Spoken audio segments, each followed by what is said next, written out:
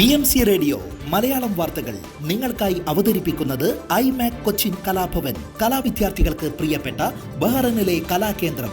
കൂടുതൽ വിവരങ്ങൾക്കായി സന്ദർശിക്കൂ www.bahrainmediacity.com.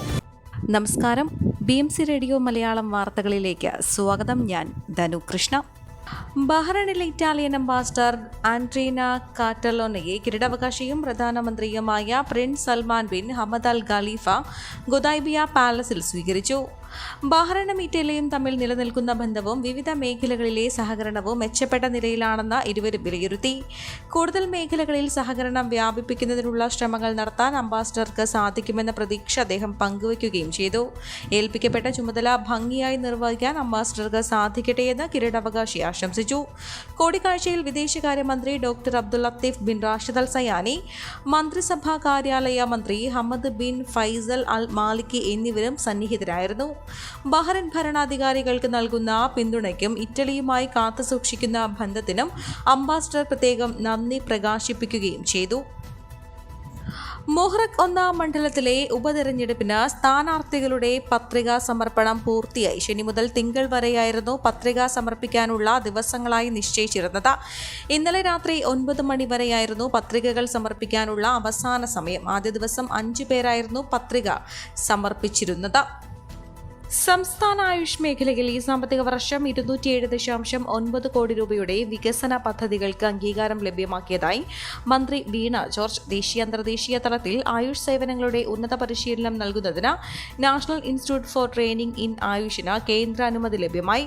79 ആയുഷ് ആശുപത്രികളെ 30 ലക്ഷം മുതൽ 1 കോടി രൂപ വരെ ചെലവഴിച്ച് നവീകരിക്കും. സംസ്ഥാനത്തെ മുഴുവൻ സർക്കാർ എയ്ഡഡ് ആയുഷ് മെഡിക്കൽ കോളേജുകൾക്കും ആവശ്യമരുന്ന് ലഭ്യമാക്കാനും ഗുണനിലവാര മാനദണ്ഡമനുസരിച്ച് അടിസ്ഥാന സൗകര്യ വികസനത്തിനും ധനസഹായം ലഭ്യമാക്കും.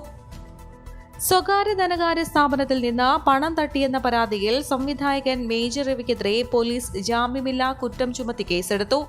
Irinjalakuda first class judicial magistrate കോടതിയുടെ ഉത്തരവിന്റെ അടിസ്ഥാനത്തിൽ വഞ്ചനാ കുറ്റത്തിനാണ് പോലീസ് കേസെടുത്തത്.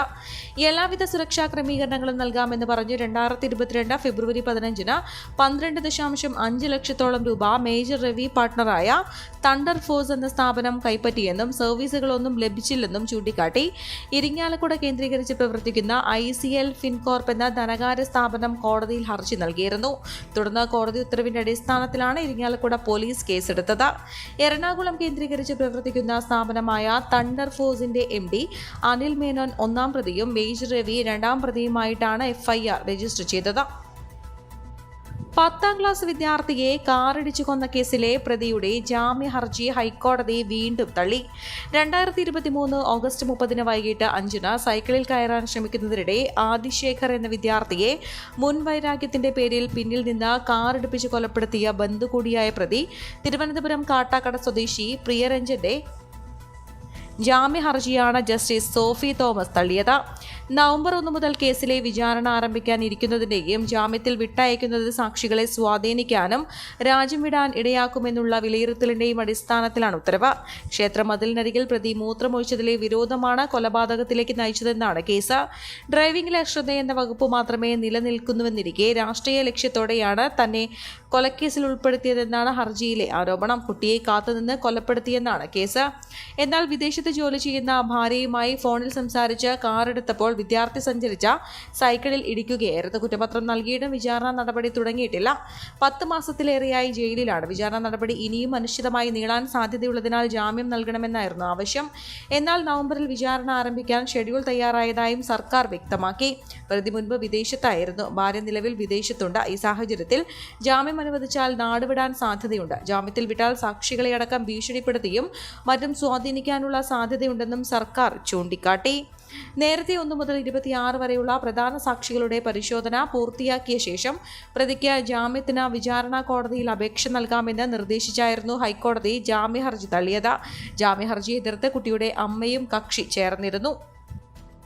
ദൃശ്യമാധ്യമ പ്രവർത്തകർക്കെതിരെ ലൈംഗിക ചുവയുള്ള പരാമർശം നടത്തിയെന്ന കേസിൽ ചലച്ചിത്ര സംവിധായകൻ മേജർ രവി വിചാരണ നേരിടണമെന്ന് ഹൈക്കോടതി. കേസ് റദ്ദാക്കണമെന്നാവശ്യപ്പെട്ട് മേജർ രവി നൽകിയ ഹർജി തള്ളിയാണ് Ernakulam judicial first class magistrate കോടതിയിൽ വിചാരണ നേരിടാൻ ജസ്റ്റിസ് PV കുഞ്ഞികൃഷ്ണൻ ഉത്തരവിട്ടത്.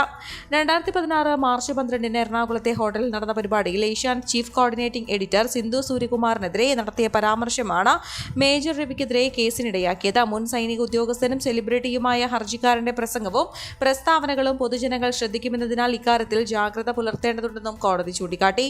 വിചാരണയിൽ നിന്ന് ഹർജിക്കാരനെ ഒഴിവാക്കാൻ മതിയായ കാരണമില്ല. നിരപരാധിയാണെങ്കിൽ വിചാരണയിലൂടെ ഹർജിക്കാരന് അത് തെളിയിക്കാൻ അവസരം ലഭിക്കുമെന്നും കോടതി വ്യക്തമാക്കി.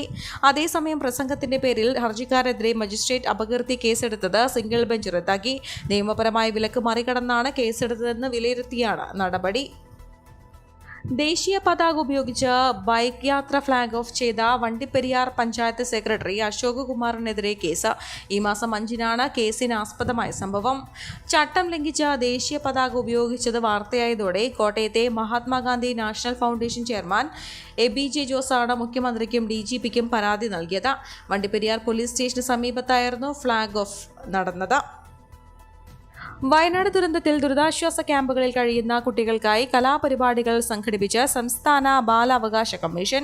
മജീഷ്യൻ ഗോപിനാഥ് മുതുകാട്, ചലച്ചിത്ര ഹാസ്യ നടൻ വിനോദ് കോവൂർ, മനഃശാസ്ത്ര വിദഗ്ധൻ ഡോക്ടർ മോഹൻ റോയ് തുടങ്ങിയവർ മേപ്പാടിയിലെത്തി. Meppadi saint Joseph UP school, government higher secondary school തുടങ്ങിയ ദുരിതാശ്വാസ ക്യാമ്പുകളിലാണ് കലാപരിപാടികൾ അരങ്ങേറിയത്.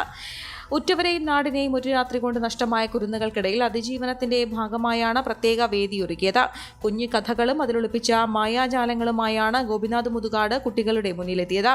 എല്ലാം മറന്ന് കുട്ടികളെല്ലാം മുതുകാടിന്റെ മായാജാലങ്ങളിൽ മാന്ത്രികരായി. ജാലവിദ്യകൾ പഠിക്കാനും കുട്ടികൾക്കിടയിൽ തിടുക്കമായി. ഉത്സാഹത്തിന്റെയും നൈപുണ്യത്തിന്റെയും മായാജാലങ്ങൾക്കിടയിൽ ഗോപിനാഥ് മുതുകാട് കുട്ടികളെയും ചേർത്ത് പിടിച്ചു. എളുപ്പം പഠിച്ചെടുക്കാവുന്ന മാജിക്കുകളും അതിന്റെ പിന്നാമ്പുറങ്ങളുമെല്ലാം കുട്ടികൾക്കായി പരിചയപ്പെടുത്തി. അതിനൊപ്പം അതിജീവിക്കാനുള്ള കരുത്ത് പകരുന്ന കഥകൾ കൂടി പങ്കുവച്ചതോടെ ദുഃഖം തളം കെട്ടി നിന്ന ക്യാമ്പിന് അല്പമെങ്കിലും ആശ്വാസം ലഭിച്ചു. വിനോദ് കോവൂരിന്റെ പാട്ടിലൊത്ത് കുട്ടികൾ താളം പിടിച്ചു. ശബ്ദാനുകരണത്തിന്റെയും ഏകാഭിനയത്തിന്റെയും വേറിട്ട വഴികളായിരുന്നു ഇരുവരും സമ്മാനിച്ചത്. തെക്കൻ കർണാടകയ്ക്ക് മുകളിൽ ചക്രവാത ചുഴിയും ചക്രവാത ചുഴിയുടെ മുകളിലായി കർണാടക മുതൽ കന്യാകുമാരി മേഖല വരെ ന്യൂനമർദ്ദപാത്തിയും രൂപം കൊണ്ടതിനാൽ സംസ്ഥാനത്ത് അടുത്ത 5 ദിവസം ശക്തമായ മഴയ്ക്ക് സാധ്യതയെന്ന് കാലാവസ്ഥാ നിരീക്ഷണ കേന്ദ്രം അറിയിച്ചു. ഇന്ന് പത്തനംതിട്ട ജില്ലയിൽ ഓറഞ്ച് അലേർട്ടും, തിരുവനന്തപുരം, കൊല്ലം, ആലപ്പുഴ, കോട്ടയം, ഇടുക്കി, എറണാകുളം, കോഴിക്കോട്, വയനാട്, കണ്ണൂർ ജില്ലകളിൽ യെല്ലോ അലർട്ടും പ്രഖ്യാപിച്ചു. ഓഗസ്റ്റ് 20 വരെ ഒറ്റപ്പെട്ടയിടങ്ങളിൽ ഇടിമിന്നലോട് കൂടിയ മഴയ്ക്ക് മണിക്കൂറിൽ 30 മുതൽ 40 കിലോമീറ്റർ വരെ വേഗത്തിൽ ശക്തമായ കാറ്റിനും സാധ്യതയുണ്ട്. കേരള, ലക്ഷദ്വീപ്, കർണാടക തീരങ്ങളിൽ മത്സ്യബന്ധനത്തിന് പോകാൻ പാടില്ല. ഈ വാർത്തയോടുകൂടെ BMC റേഡിയോ മലയാളം വാർത്തകൾ സമാപിക്കുന്നു. നന്ദി, നമസ്കാരം.